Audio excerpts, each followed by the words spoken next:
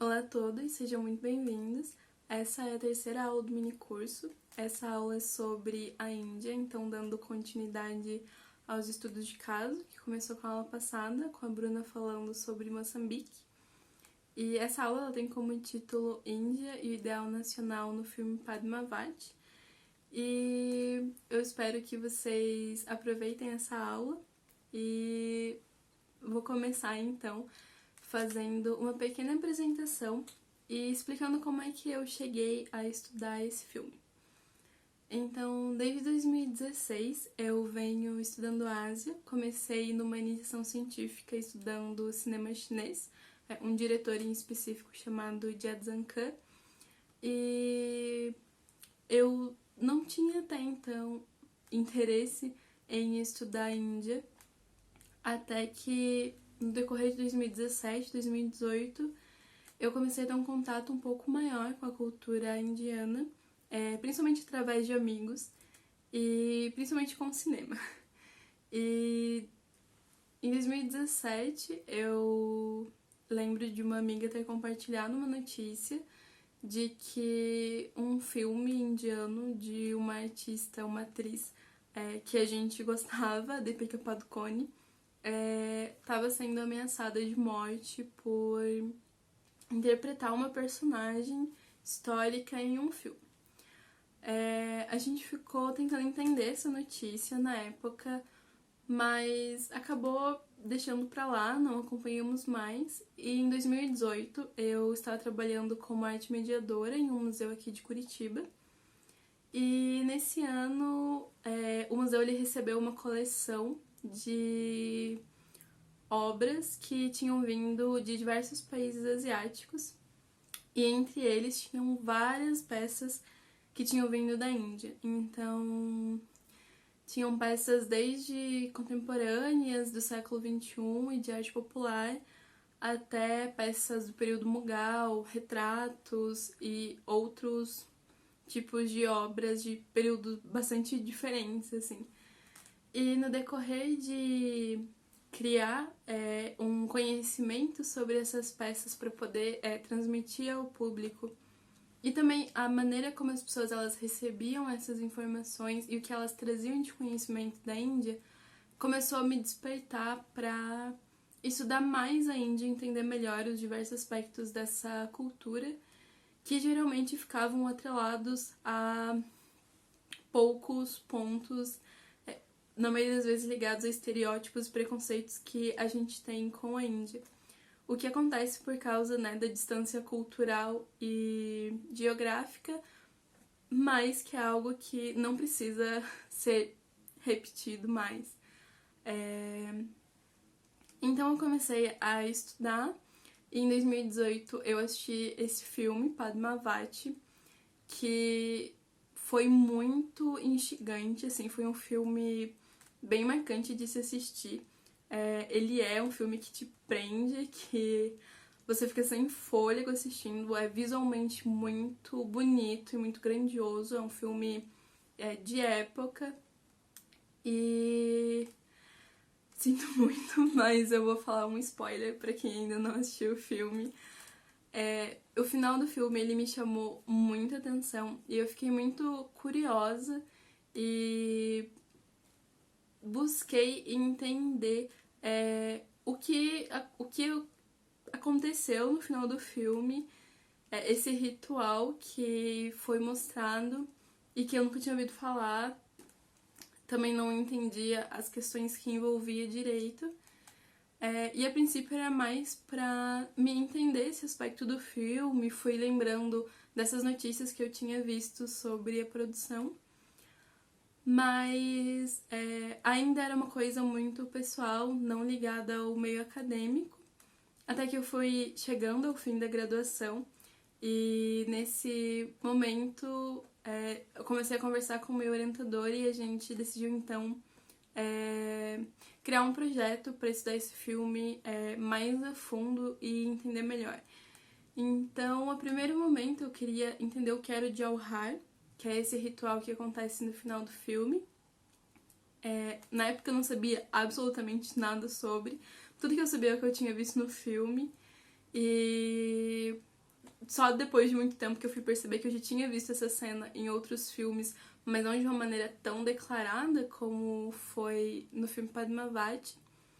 E o Jauhar é um ritual que consiste em as mulheres nobres, as mulheres de casta Kshatriya, então, que é essa casta dos guerreiros e dos governantes, está logo abaixo dos Brahmanes, em um momento de guerra e de desespero, quando elas percebem, ou o exército da cidade ou do reino percebe que essa batalha é uma batalha perdida, as mulheres, elas se juntam, criam uma pilha de fogo e se lançam ao fogo, se autoimolando, buscando preservar a sua integridade, a sua honra e principalmente não cair nas mãos inimigas.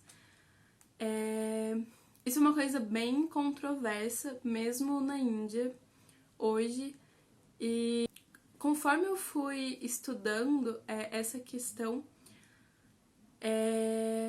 foram aparecendo outros aspectos do filme e outros aspectos da história que me fizeram perceber que era uma coisa muito mais ampla do que apenas a questão do Jauhar e a questão de gênero.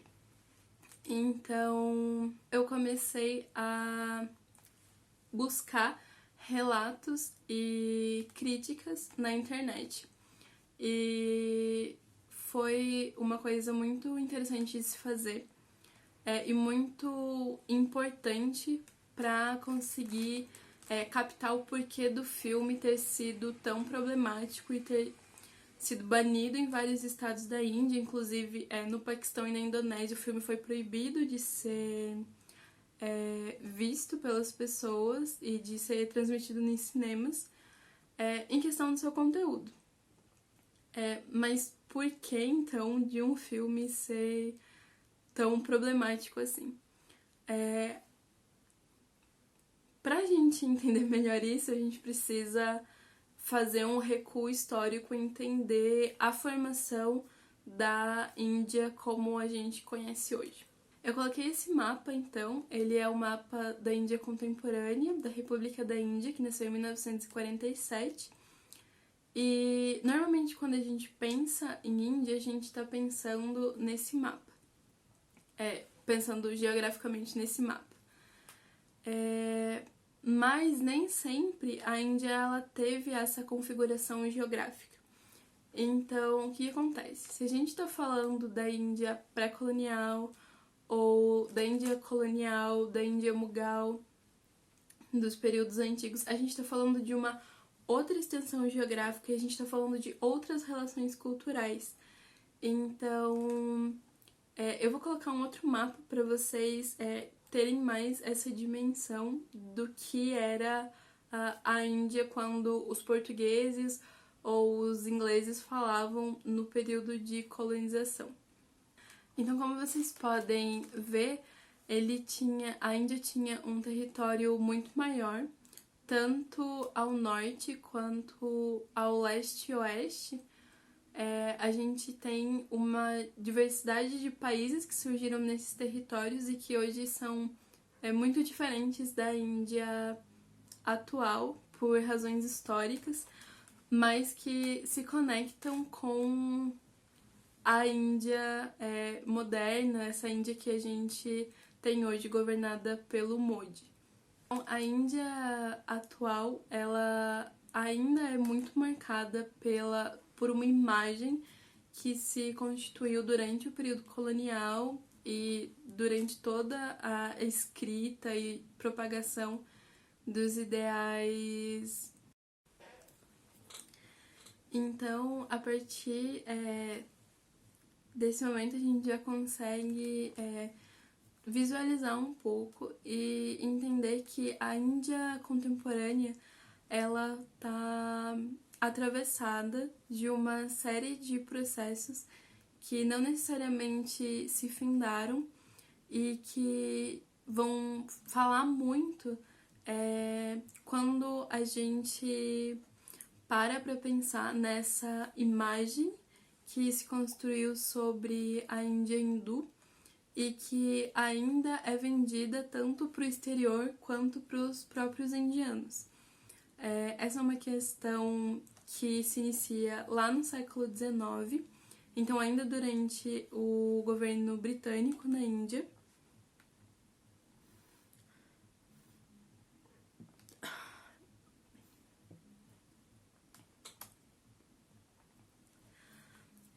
A gente tem... Então, nesse período, a gente tem a ascensão de uma série de grupos que vão, de certa forma, se aliar ao governo colonial. Isso é uma coisa meio ambígua, vocês já vão ver por quê.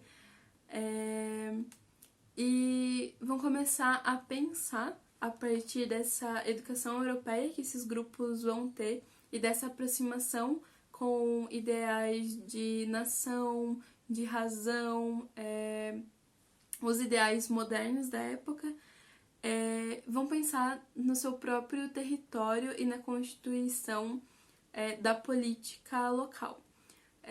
Isso é meio contraditório porque, ao mesmo tempo em que eles se aliam ao poder colonial e vão, por exemplo, ocupar postos nas mais diversas funções, esses grupos eles também vão começar a rejeitar o domínio colonial britânico e pensar e gerar movimentos sobre a sua própria nação, vão começar a pensar a nação.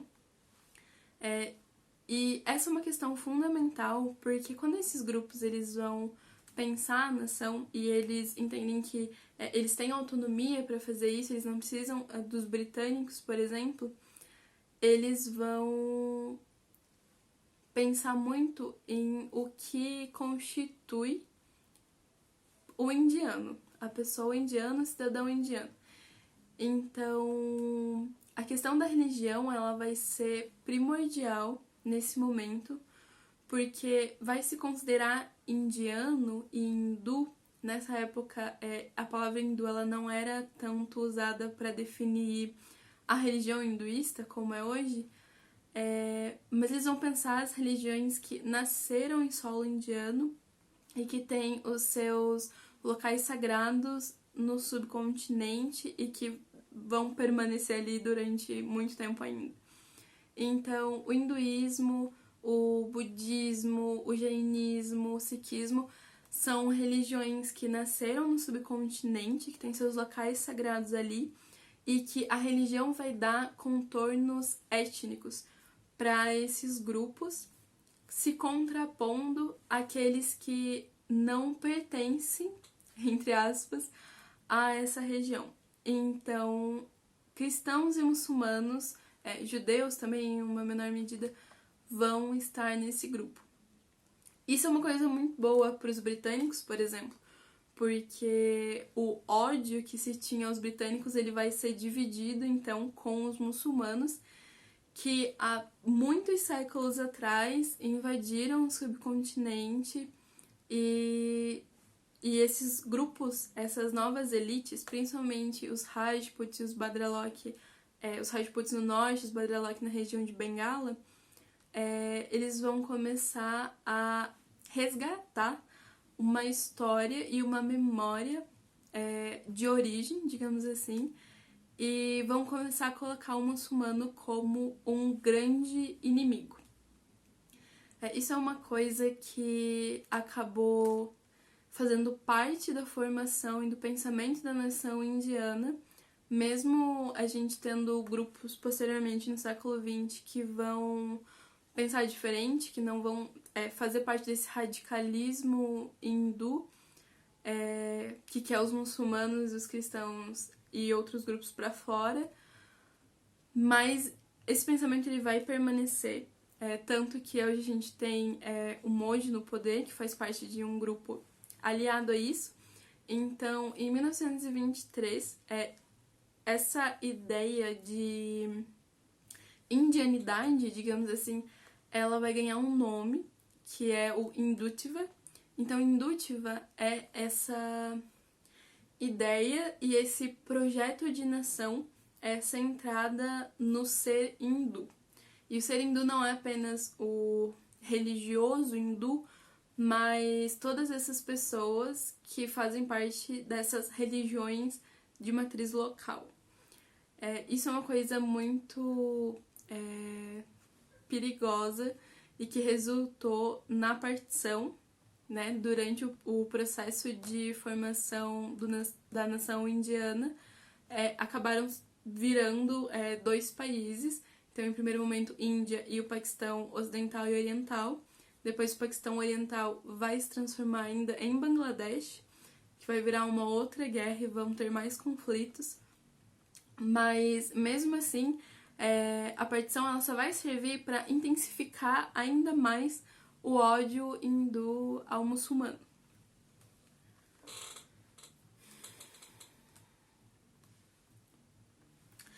Como isso? Então, essas comunidades hindus e esses hindus mais radicais, eles vão o tempo inteiro buscar reforçar essa ideia de uma nação hindu-indiana, esse Raj hindu, como era chamado, em referência ao Raj britânico, mas agora controlado por hindus. E mesmo as pessoas se opondo a isso, essa ideia... A partir desse momento a gente já consegue visualizar um pouco e entender que a Índia contemporânea ela está atravessada de uma série de processos que não necessariamente se findaram e que vão falar muito quando a gente para pensar nessa imagem que se construiu sobre a Índia hindu e que ainda é vendida tanto para o exterior quanto para os próprios indianos. Essa é uma questão que se inicia lá no século XIX, então ainda durante o governo britânico na Índia. Então, nesse período, a gente tem a ascensão de uma série de grupos que vão, de certa forma, se aliar ao governo colonial. Isso é uma coisa meio ambígua, vocês já vão ver por quê.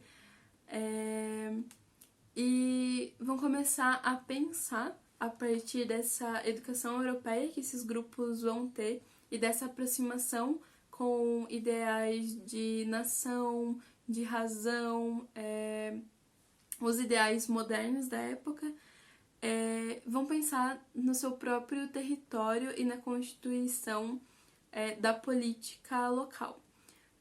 Isso é meio contraditório porque, ao mesmo tempo em que eles se aliam ao poder colonial e vão, por exemplo, ocupar postos nas mais diversas funções, esses grupos eles também vão começar a rejeitar o domínio colonial britânico e pensar e gerar movimentos sobre a sua própria nação, vão começar a pensar a nação. E essa é uma questão fundamental, porque quando esses grupos eles vão pensar a nação e eles entendem que eles têm autonomia para fazer isso, eles não precisam dos britânicos, por exemplo, eles vão pensar muito em o que constitui o indiano, a pessoa indiana, o cidadão indiano. Então, a questão da religião ela vai ser primordial nesse momento, porque vai se considerar indiano e hindu. Nessa época, a palavra hindu ela não era tanto usada para definir a religião hinduísta como é hoje, mas eles vão pensar as religiões que nasceram em solo indiano e que têm os seus locais sagrados no subcontinente e que vão permanecer ali durante muito tempo ainda. Então, o hinduísmo, o budismo, o jainismo, o sikhismo são religiões que nasceram no subcontinente, que têm seus locais sagrados ali, e que a religião vai dar contornos étnicos para esses grupos, se contrapondo àqueles que não pertence, entre aspas, a essa região. Então, cristãos e muçulmanos, judeus também, em uma menor medida, vão estar nesse grupo. Isso é uma coisa muito boa para os britânicos, por exemplo, porque o ódio que se tinha aos britânicos ele vai ser dividido, então, com os muçulmanos, que há muitos séculos atrás invadiram o subcontinente e esses grupos, essas novas elites, principalmente os Rajputs e os Bhadralok, os Rajputs no norte, os Bhadralok na região de Bengala, eles vão começar a resgatar uma história e uma memória de origem, digamos assim, e vão começar a colocar o muçulmano como um grande inimigo. Isso é uma coisa que acabou fazendo parte da formação e do pensamento da nação indiana, mesmo a gente tendo grupos posteriormente no século XX que vão pensar diferente, que não vão fazer parte desse radicalismo hindu, que quer os muçulmanos, os cristãos e outros grupos para fora, mas esse pensamento ele vai permanecer, tanto que hoje a gente tem o Modi no poder, que faz parte de um grupo aliado a isso. Então, em 1923, essa ideia de indianidade, digamos assim, ela vai ganhar um nome, que é o Hindutva. Então, Hindutva é essa ideia e esse projeto de nação centrada no ser hindu. E o ser hindu não é apenas o religioso hindu, mas todas essas pessoas que fazem parte dessas religiões de matriz local. Isso é uma coisa muito perigosa e que resultou na partição, né, durante o processo de formação da nação indiana. Acabaram virando dois países. Então, em primeiro momento, Índia e o Paquistão Ocidental e Oriental. Depois, o Paquistão Oriental vai se transformar ainda em Bangladesh, que vai virar uma outra guerra e vão ter mais conflitos. Mas, mesmo assim, a partição ela só vai servir para intensificar ainda mais o ódio hindu ao muçulmano. Essas comunidades hindus e esses hindus mais radicais, eles vão o tempo inteiro buscar reforçar essa ideia de uma nação hindu-indiana, esse Raj hindu, como era chamado, em referência ao Raj britânico, mas agora controlado por hindus. E mesmo as pessoas se opondo a isso, essa ideia... Depois que a partição acontece, no processo de partição, a gente tem uma migração em massa de milhares de pessoas, muçulmanos que viviam em território indiano que vão migrar para esses novos dois países, e hindus e sikhs que viviam nas fronteiras ou mesmo no Paquistão vão migrar para a Índia. Isso não vai ser um movimento pacífico. Existem vários filmes e documentários que retratam esse período e que demonstram quão violento ele foi, ainda mais para as mulheres e para as crianças. E mesmo com a partição, o número de muçulmanos no estado indiano foi muito resumido. Então, de 1/3 da população, eles passaram a ser 1/6 da população.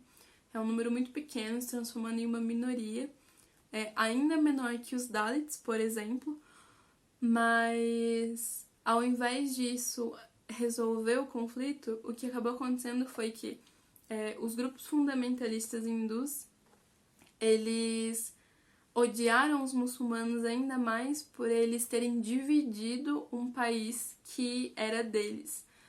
Então, acabou que esse conflito ele permanece até hoje e vários políticos e vários grupos têm usado desse sentimento de remorso e de ódio muçulmano para subir no poder e para continuar configurando, buscando mudar a Índia para se adequar a esse ideal que é o Hindutva.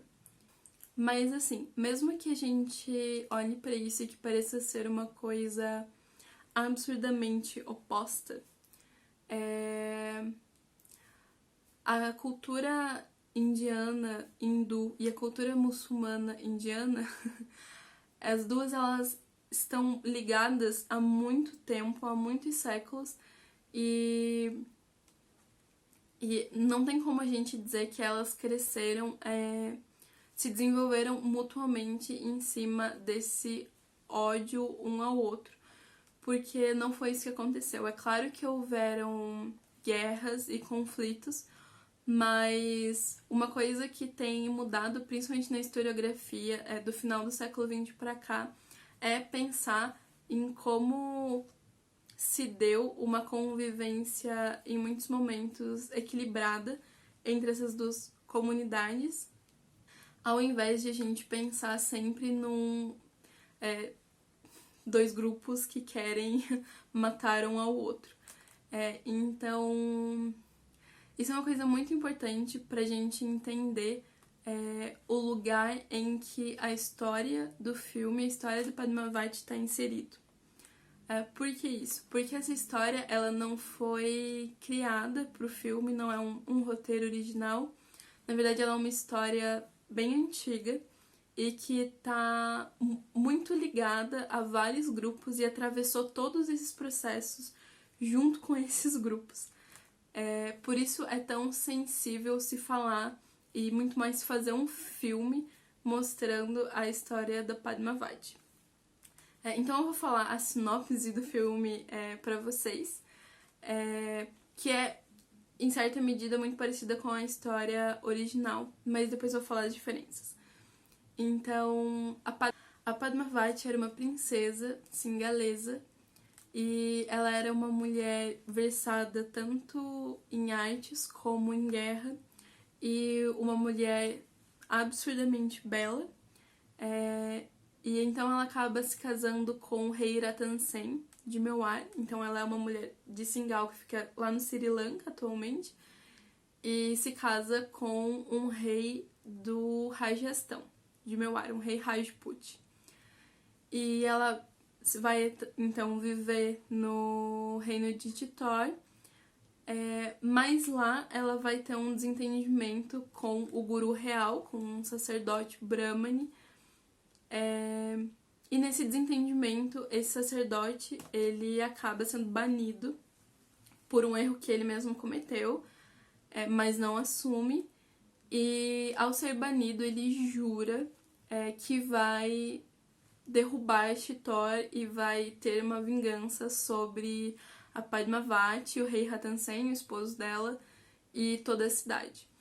Então ele vai até o sultanato de Delhi, onde está o sultão Alauddin Khilji.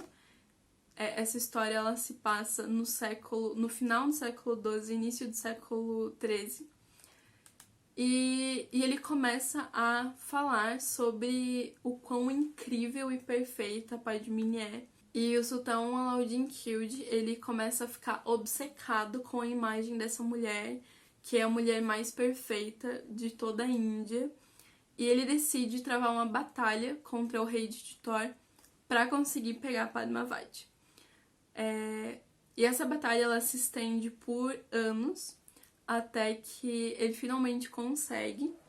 Ele invade, então, o forte de Chittor, que era uma cidade fortificada, mas ao perceber que o reino ele estava perdendo e que o rei havia sido morto, a Padmavati, junto com as outras mulheres da corte, cometem esse ritual que eu comentei com vocês no início, que é o ritual de Jauhar, e acaba morrendo junto com as outras mulheres. O filme, então, ele acaba com essa cena do Jauhar, e ele apresenta a Padmini. As frases finais são que até os dias de hoje a Padmini ela é lembrada como uma deusa que não se deixou corromper e venceu o inimigo. Mas essa é uma questão muito, muito problemática, porque como vocês viram, a gente tem uma Índia que se formou dentro desse ódio ao estrangeiro e o ódio ao muçulmano, e a gente tem um vilão sendo apresentado que é um muçulmano. Então o filme ele foi recebido, digamos assim, de várias maneiras diferentes por diversos grupos sociais. E a minha primeira questão, como eu falei pra vocês, era estudar o Jauhar e entender por que ele acontecia, o que ele significava, quais elementos do hinduísmo estavam sendo expressos nesse ritual. Mas ao recolher os relatos sobre pessoas que assistiram o filme, pessoas da Índia, da Indonésia e do Paquistão, essa questão do ódio ao muçulmano e de o filme se aliar muito a uma propaganda islamofóbica na Índia atual aparecia muito mais do que a questão de gênero. Mas aí a gente se pergunta se a história ela sempre foi retratada dessa maneira, se ela realmente significava isso. E ao buscar fontes historiográficas sobre esse período, final do século XII, início do XIII, você não encontra nada que comprove a história. Então, o que se sabe foi recolhido a partir dos escritos de um poeta muito importante para a história da Índia, que é o poeta Amir Khusrau, que fazia parte do sultanato de Delhi. Então ele acompanha o sultão de Delhi em várias investidas contra inimigos, lutas de expansão, lutas contra os mongóis, e ele registra esses acontecimentos. Mas quando ele vai falar sobre a Batalha de Chittor, ele faz um relato muito breve e tudo o que ele escreve é que o sultão de Delhi estava indo em direção ao sul, marchando em direção ao sul para conquistar novas terras, expandir o reino. Ele tem um conflito com o rei de Chittor. Ele acaba batalhando contra esse rei e o rei perde e o sultão ganha. Então as mulheres da corte e as rainhas, que não era apenas uma, elas cometem o Jauhar. Depois disso a cidade e o forte são destruídos. O Amir Khusrau, ele não registra nada além disso. Ele não registra nem o nome das pessoas que estavam do outro lado, que não faziam parte do sultanato, não registra o nome das rainhas. E essa história ela acaba ficando perdida até o século XVI. E aí lá em 1540, um outro poeta, um poeta chamado Malik Muhammad Ayazi, ele vai publicar então um poema chamado Padmavati. E aí nesse poema, o Malik Muhammad Ayazi, que é um homem muçulmano, sufista, vai criar uma história de amor entre o rei Ratan Sen e a rainha Padmavati, onde se tem um rival que seria o sultão de Delhi. E aí a gente já tem uma outra questão, que a gente está falando de um poema que foi escrito por um muçulmano que não necessariamente tinha as mesmas relações culturais e os mesmos sentimentos políticos que a gente tem atualmente. Então é muito difícil a gente interpretar esse poema pensando na atualidade. Mas na época que o poema foi escrito, ele logo ficou muito famoso. O Jayazi, ele falece poucos anos depois da publicação do poema, sem família, então a gente não tem mais nenhuma informação sobre ele. Mas o poema, ele acaba ficando muito famoso. O Jayazi vivia na cidade de Jayas, que fica na região de Awadh, no norte da Índia. E essa era uma região que era conhecida como um grande centro do sufismo islâmico na Índia. Até hoje é uma cidade muito marcada por isso. E o fluxo de pessoas nessa região, ele era gigantesco, de todos os tipos e culturas e religiões. Então, o poema ele começa a ser declamado para vários públicos diferentes, principalmente pago por comerciantes, para que se ouvisse o poema. E ele vai ficar muito famoso. E as pessoas elas vão começar a ter interpretações diferentes do poema. Então, pra gente fazer uma leitura sufista do poema, por exemplo, é possível interpretar o poema de uma maneira muito mais teológica, pensando na relação do homem com Deus, Alá no caso, e todos os personagens eles ganham significados, pensando a partir desse ponto de vista. Então, o Ganpati Chandragupta, que estudou muito sobre esse poema e sobre o Jayas no geral, ele vai dizer que Chitor significa o corpo e Sinhala o coração. Sinhala, então, é esse reino de Singal, que é o Sri Lanka. Chitor é a cidade em que a história toda se passa. Padmini simboliza a sabedoria e o papagaio representa o guru que mostra o caminho. Nagmati simboliza as preocupações deste mundo, o mensageiro Raghava representa o demônio e Alaudin significa a ilusão terrena. Dessa forma, acontecem as conjunturas principais, oferecendo possibilidades interpretativas em manuscritos diferentes. Antes da partida de Ratan Sen em sua busca por Padmavati, ou depois do casamento de Ratan Sen e Padmavati, ou como uma ponte para o epílogo. Então aqui, para situar vocês um pouco sobre esses personagens que foram apresentados, a Nagmati é então a primeira esposa do rei Ratan Sen de Chitor. Padmini é o verdadeiro nome da Padmavati. E o papagaio é o Hanuman. Ele tem esse nome, não sei dizer se em referência à divindade Hanuman, ainda não consegui encontrar essa informação, mas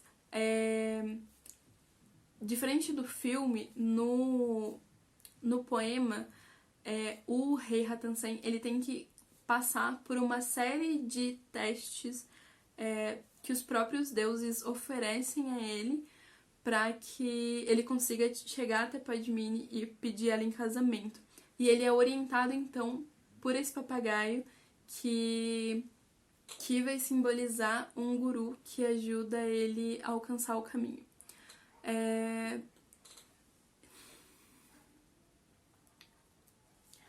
Então, um dos problemas do filme é que logo no início ele fala ter o poema como uma referência, apesar de não ter tentado seguir o script do poema passo a passo.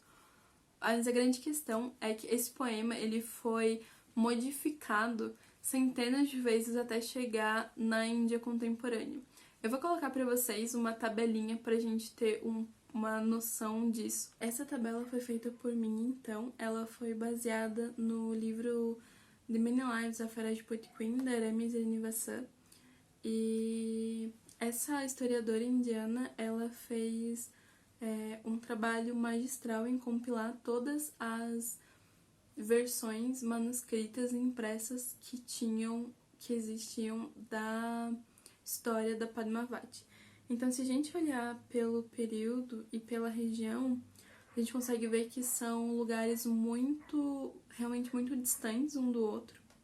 E é mais uma mostra dessa diversidade cultural e de como essa história, mesmo tendo suas particularidades culturais, ela alcançou vários grupos diferentes dentro do subcontinente.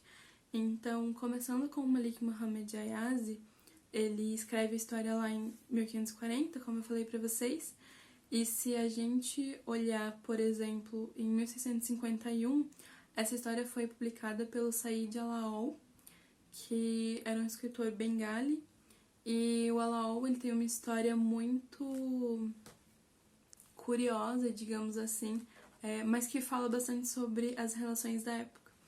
Então, ele e o pai dele eram muçulmanos, o pai dele era um mercador e ele foi capturado por viajantes portugueses e o Alaol foi capturado junto.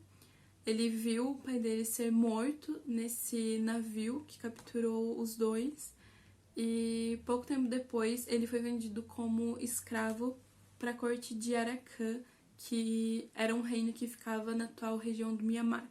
O reino de Arakan era um reino budista, mas que era muito simpatizante dos ideais e da forma de governo muçulmana que tinha em Bengala, em vários grupos de Bengala, e eles receberam o Alaol como um membro da corte. Ele permaneceu o resto da vida no reino de Arakan e foi responsável por traduzir diversos manuscritos para outras línguas. Ele era versado em persa, árabe, hindi e nas línguas locais. E ele então faz uma versão de Padmavati e essa versão se espalha por essa região.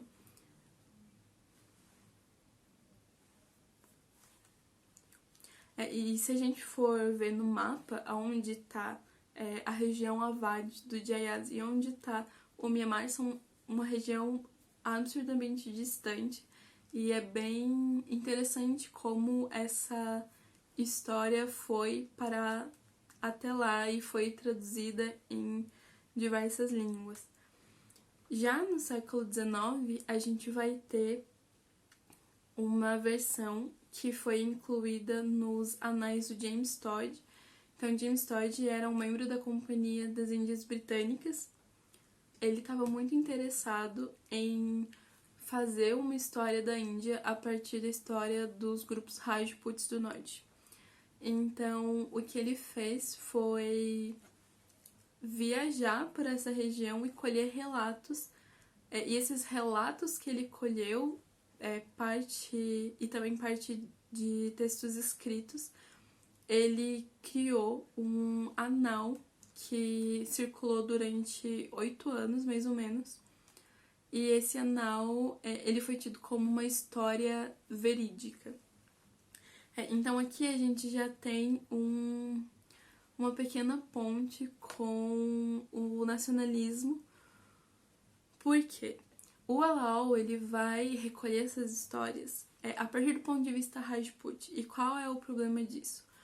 O problema é que os Rajputs, eles vinham há algum tempo perdendo seu território e sua renda para o sultanato de Delhi e para outros comerciantes e governantes muçulmanos. E eles já tinham essa questão de ver o muçulmano como um inimigo. E aí, quando o James Todd ele reproduz essas histórias a partir do ponto de vista Rajput, essas histórias elas são tidas como verídicas e oficiais.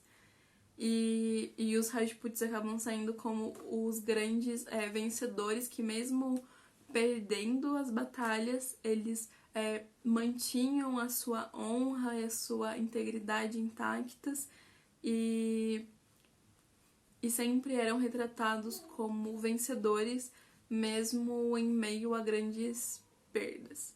É esse tipo de texto e de história que as elites elas vão ir atrás e elas vão reproduzir quando elas começam a fazer esses movimentos em prol de um ideal nacional. É por isso que esse período ele é muito importante e esses intelectuais e viajantes orientalistas eles têm um papel fundamental na construção do ideal nacional a partir do momento em que as suas obras elas são tidas como 100% verdade, quando a gente sabe que é um discurso e que se alia britânicos e indianos hindus nesse ódio contra o homem muçulmano e toda a sua cultura. Essa versão que o James Todd vai fazer, ela vai virar quase que uma versão oficial da história da Padmavati, da Padmini, e ela vai ser reproduzida em diversos meios, tanto oral, tanto de maneira escrita, tanto no teatro, e vai ser muito importante para inflamar os sentimentos nacionalistas, principalmente ali na região sul e na região de Bengala e no Rajasthan. Então essa história e a forma como ela foi contada no filme, ela tá muito atrelado a esses processos históricos que constituem a Índia. Ela é quase que uma história da nação indiana. A Padmavati ela é considerada por alguns grupos Rajputs como uma deusa. Então, a imagem dela ela é muito preservada nessa região. E no decorrer dos séculos, a questão muçulmana e a questão de gênero, né, a questão da forma como a mulher era apresentada, mesmo sendo uma mulher ideal, uma mulher destemida, uma mulher corajosa, uma mulher versada na arte da guerra, ela começa a ser moldada no sentido de também moldar a população feminina a se adequar nesse ideal que era transmitido a partir da imagem da rainha Padmavati. Tudo isso tá muito claro no filme.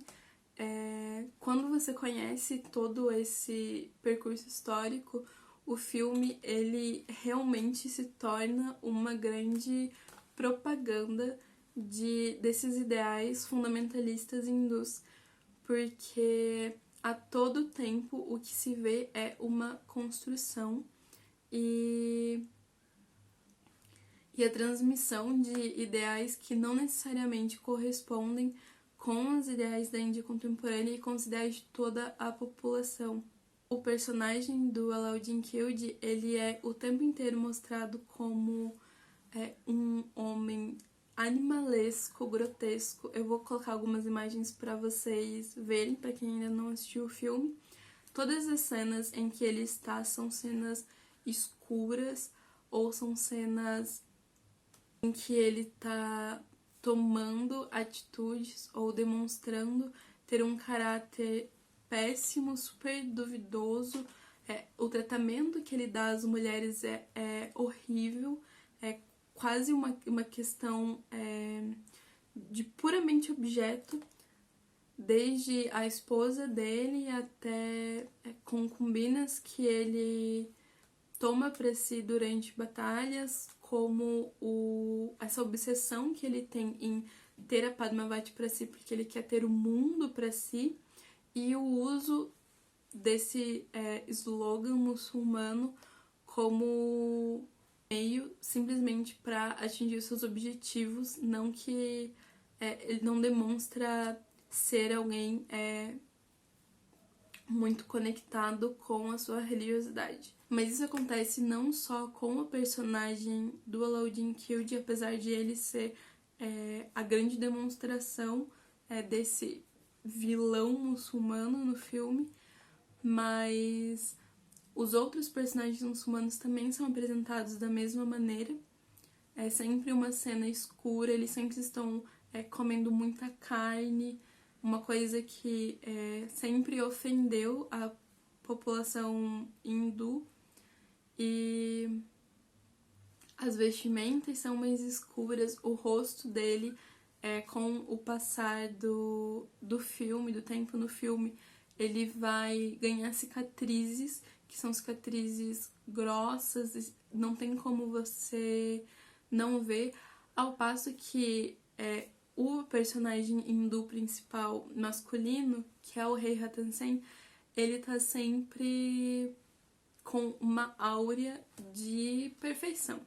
Ele tá sempre em cenários muito claros, ele é sempre muito justo, muito inteligente, ele se alimenta e tem uma etiqueta muito correta, tá sempre muito bem enquadrado.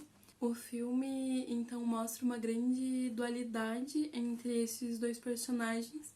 É como se estivesse realmente colocando todo um senso de justiça, de honra e até quase de patriotismo no personagem do rei Ratan Sen, que tá sempre pronto a defender o seu reino, mesmo que ele atinja o martírio, com o Sultão de Delhi, que essa coisa animalesca, um homem super obsessivo, arrogante, violento e que tá disposto a fazer qualquer coisa para alcançar o que quer. E não tem nenhum senso de justiça ou de respeito. A construção dos personagens no filme, então, ela é muito tendenciosa para encarnar esses estereótipos, digamos assim. E a personagem Padmini, ela tá ali no meio e acaba não escapando disso.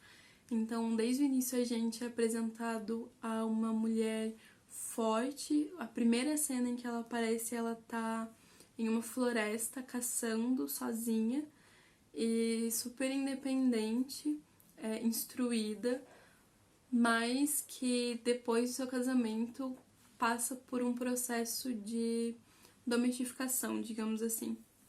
Então agora ela tá sempre muito coberta, com muitas roupas, tá sempre próxima a algum homem sendo cuidada ou cercada de outros trabalhadores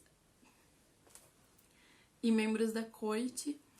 E mesmo as suas respostas, quando ela adverte o marido de que ele está tomando decisões erradas e de que esse grande senso de justiça e de honra que ele tenta manter a qualquer custo não vai levar a nenhum lugar e também não vai ajudar eles a escaparem dessa grande batalha com a Laudine Kilde. Mas a resposta dela e as críticas dela são sempre vetadas, são sempre deixadas de lado. Ela só se destaca quando ela tá entre outras mulheres e que são hierarquicamente inferiores a ela, então ela se coloca em um lugar de liderança e é nesse lugar, entre as outras mulheres, que ela vai se destacar e vai fazer grandes falas e vai se mostrar forte, inteligente, mas quando ela está se relacionando com homens, principalmente com o rei, ela sempre está um passo atrás. As maiores críticas que o filme recebeu foi em relação a esses dois aspectos, e aí eu adicionei esse aspecto do poema na minha pesquisa, porque não fazia sentido comparar o filme ao poema, considerando que a história e o objetivo das duas narrativas eram muito diferentes e estavam relacionados a conflitos políticos e a situações muito distintas uma da outra. E a questão da submissão feminina e dessa interpretação do homem muçulmano como um grande vilão, um grande usurpador, obsessivo e animalesco, elas foram as grandes críticas do filme e contribuíram para esse imaginário social já consolidado de que o muçulmano ele é realmente um intruso, e a gente pode ver isso a partir do cenário político atual. Então, o Modi, que é a grande cabeça do Bharatiya Janata Party hoje, ele constantemente tem aplicado vetos e dificultado a situação da população muçulmana na Índia atualmente.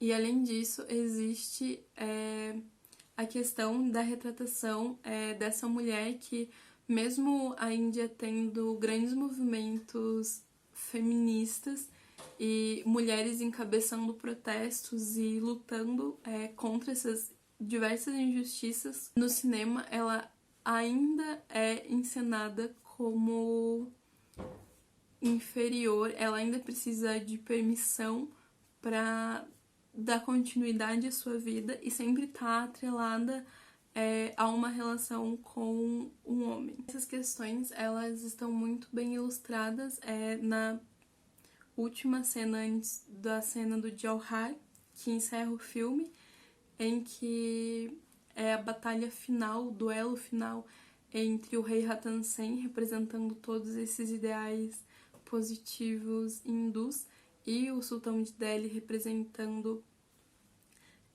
essa coisa, essa força inimiga que tá sempre tentando usurpar o lugar desse reino benevolente. E ao mesmo tempo em que esse duelo acontece, a gente tem ao fundo a rainha. A gente tem ao fundo a rainha Padmini fazendo um discurso no qual ela requer a realização do Jauhar frente a outras mulheres. Eu vou ler para vocês a fala desse discurso que ilustra bem essa situação.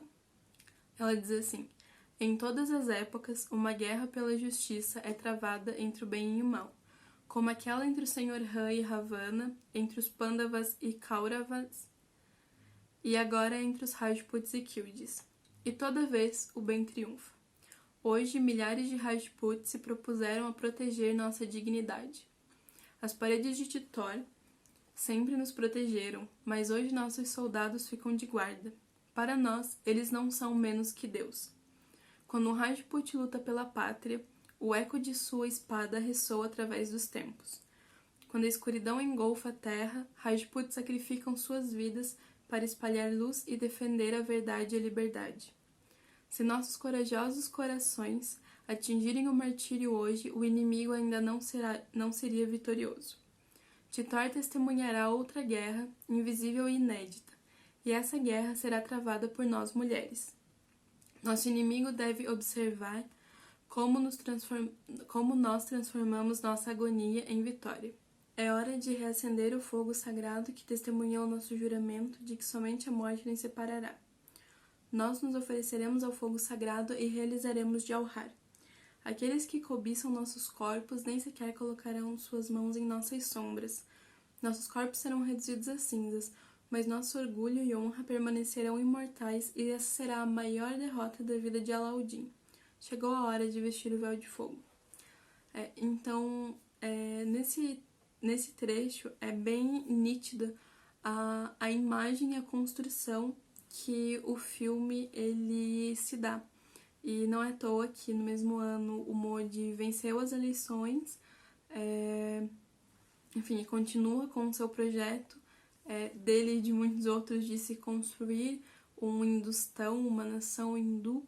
Se assistirem o filme depois, vocês vão perceber como é muito nítido essa construção e essas relações que são feitas a partir da história no filme. Eu espero que esse tenha sido um tempo produtivo.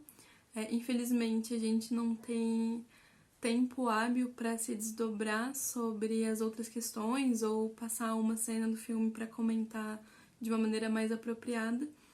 Mas eu espero que com essa aula eu possa ter ajudado um pouco a entender melhor a Índia contemporânea. E na próxima aula vocês vão ter um estudo de caso sobre a questão curda na Turquia, com a Priscila. E é isso. Muito obrigada quem ouviu até aqui e até mais. Só lembrando que qualquer dúvida que vocês tiverem ou que não ficou claro durante a aula, vocês podem enviar um e-mail. Eu vou estar prontamente respondendo. Se alguém tiver interesse em mais material sobre a Índia ou sobre esse período, pode estar falando comigo e eu posso transmitir tudo o que eu sei. Isso.